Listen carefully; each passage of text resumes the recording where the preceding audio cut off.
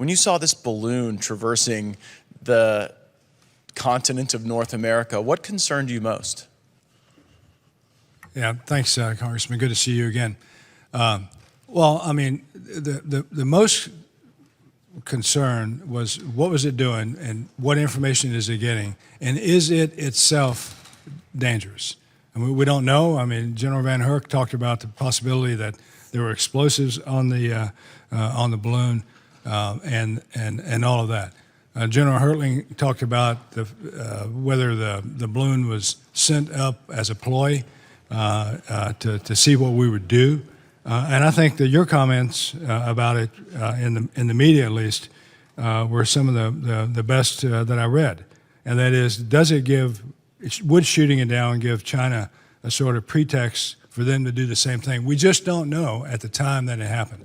Fortunately, we had time because, I mean, let's face it, it's a balloon. So we had time to think about it, to consider it, to weigh it, and I think most importantly, perhaps not most importantly, but certainly importantly, it gave China a chance to address the issue diplomatically, which they failed to do, to no surprise. So ultimately, the decision was made to shoot it down, and did so in a way that was safe for people and property, and in a way that we could collect the information.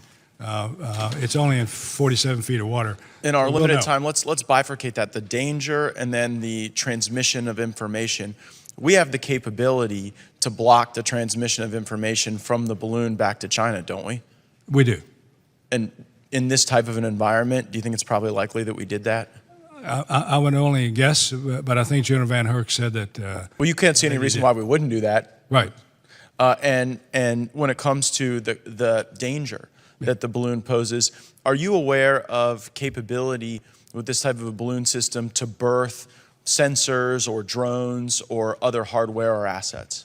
I'm not, but that's why it's so important to try to collect up all the pieces of this thing to understand. I mean, this thing is huge, right? I mean, the balloon itself is bigger than this room.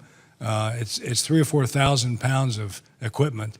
A couple of buses, I think, is what has been said. So yeah, I just wonder, like, why would the Chinese use this balloon rather than a satellite system for surveillance?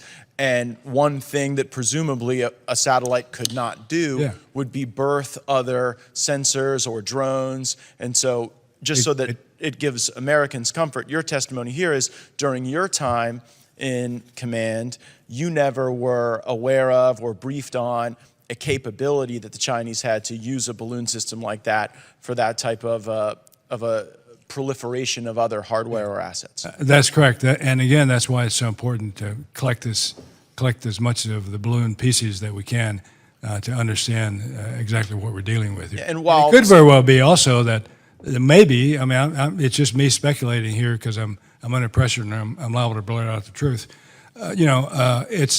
It could very well be that maybe we've overestimated the capability of Chinese satellites in low Earth orbit.